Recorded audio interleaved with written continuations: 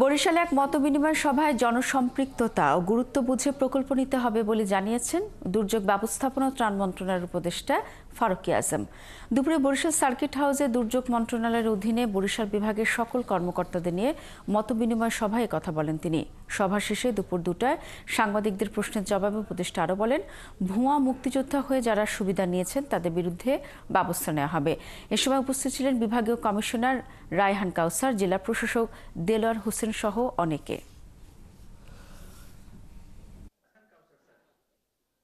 বিগত 3 বছরে আমরা একটা টার্ম ধরেছি যে এই কাজগুলো তারা করেছে সেগুলির আমরা পুনর্মূল্যায়নের জন্য আমরা ডাটাবেস তৈরি করছি।